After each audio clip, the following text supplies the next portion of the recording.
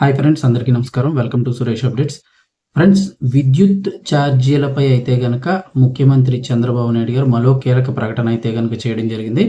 సాధారణంగా విద్యుత్ ఛార్జీలు అనగానే మనకు టెన్షన్ అయితే స్టార్ట్ అవుతుంది. మళ్ళీ ఎంత పెంచేస్తున్నారా బాబు, ఇప్పుడేమన్నా పెంచబోతున్నారని. అయితే ముఖ్యమంత్రి గుడ్ న్యూసే చెప్పారు. ఎప్పట్లో విద్యుత్ ఛార్జీలు అయితే పెంచబోము అని చెప్పేసి ఆయన అయితే స్పష్టం చేయడం జరిగింది. ఇప్పటికే సూపర్ 6 హామీలు అమలు చేస్తున్నాము.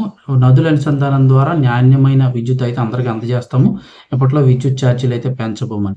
ఎందుకంటే రీసెంట్‌గానే మనకి ఇక కరెంట్‌కి సంబంధించి డిస్కంలు అయితే కీలక నిర్ణయం తీసుకోవడం జరిగింది. గతంలో ఎక్స్‌ట్రాగా ఖర్చు పెట్టేసామని చెప్పేసి ప్రజలందరిపై ట్రూ అప్ ఛార్జీలు, ఎఫ్‌పీపీసీఏ ఛార్జీలు ఇలా చాలా రకాల ఛార్జీలేసేసి బిల్స్ అయితే చాలా ఎక్కువొచ్చేస్తున్నాయి. అయితే ఎక్స్‌ట్రాగా వసూలు చేసిన డబ్బంతా కూడా కొన్ని వందల కోట్ల రూపాయలు ప్రజల నుంచి అయితే ఈ డిస్కంలు వసూలు చేశాయి. సో, అదంతా కూడా ఎక్స్‌ట్రాగా ఎంత వసూలు చేశావో అవంతా కూడా తిరిగి ప్రజలకైతే గనక ఇవ్వాల్సిందే అని చెప్పేసి డిస్కంలకైతే ఆదేశాలు జారీ చేసింది.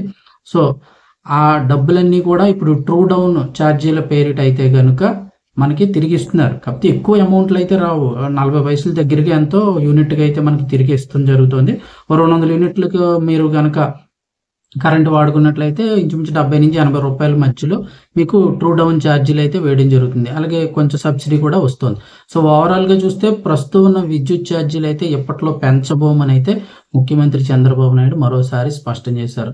ఒక విధంగా ఏంటంటే కరెంటు బిల్లు విషయంలో గుడ్ న్యూస్ ఏంటి చెప్పుకోవాలనుకుంటే గనక తగ్గించిన సంగతి పక్కన పెడితే పెంచము అంటే చాలురా బాబు అన్న పరిస్థితి అయితే నెలకొంది. ఎందుకంటే గతంలో ₹500 బిల్లు కట్టడమే చాలా ఎక్కువ అనుకునేవారు. ఇప్పుడు 1000 నుంచి 1500, 2000 మినిమం బిల్లు కింద అయితే అందరికి పరిస్థితి తయారైంది. సో, ఇప్పట్లో కరెంటు ఛార్జీలు అయితే పెంచబోమన్నారు. అది ఒక విధంగా గుడ్ న్యూస్ అనే చెప్పుకోవాలి.